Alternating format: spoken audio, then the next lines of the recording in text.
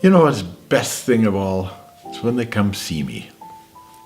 Everybody's busy, but when they make time to come walk in my door and say, "Hi, Grandpa," that's the best thing of all. For us, being widowed without our partner, is the thing that's so important is family time.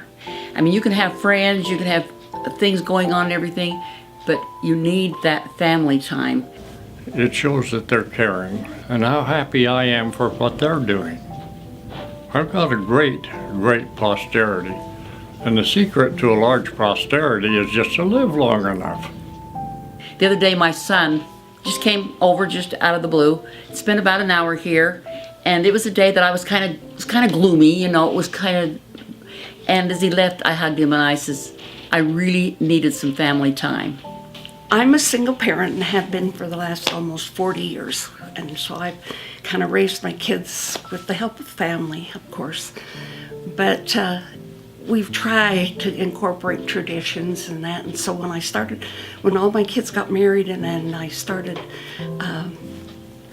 having grandchildren, I really wanted to do traditions, with our little family. I've only got 3 children, so we had such a little family to have traditions. And so over the years, we, like everybody else, we'd have the nativity, and the first grandchild would come along, then that would, she would be Jesus, baby Jesus. And so we've had it now, and now my youngest is 6 years old and he's still Jesus, so because he's the youngest. My dad was an airline navigator and flew all over the world, and we lived in Laverkin, a little town in southern Utah.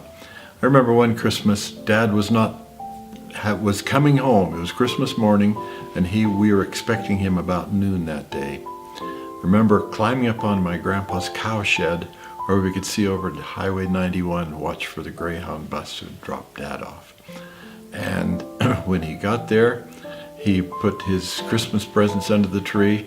It turned out to be a tiny little, I think it was a double O-gauge electric train that we set up around the Christmas tree. And that was so cool.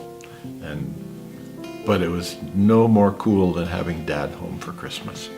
And I think that's the most fun thing about Christmas is going and seeing people, visiting, being there, giving hugs, smiles, laughing.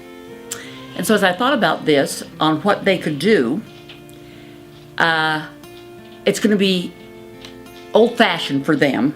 It's going to be something that they don't do much anymore because they've got iPads and they've got texting, and it seems like with all these modern things they should have more time, but they have less time. But what I'd like them to do as a suggestion is take a piece of paper, paper and a pen, and sit down and write a couple of memories that they've had growing up that involved their grandparents. Something that was meaningful to them. Put it in the envelope and give it to you. That's the first thing as a gift. And then when all the Christmas packages are put away and all the trees and the lights and everything are boxed up, and you get into January and February and March, and those days when you kind of sit there and you are alone and you feel like, okay, what have I done? You can go over to the box that has the letters in them, pick a couple of them, and read the memories. And that fills your vat. That makes you, oh, life was purposeful. I did make a difference. We did have fun. We did have cherished times. Then, of course, I like pictures. In this day and age, it's so easy to share pictures of grandparents and grandchildren. I remember when I was a kid, if my grandparents got a picture of us, a tiny little 3-inch square photo, if they, maybe black and white, if they got one or two of those every 3 months, they were lucky. And nowadays, I can receive pictures and even video of my grandchildren, my children, almost real time. That's a great time to be a grandparent.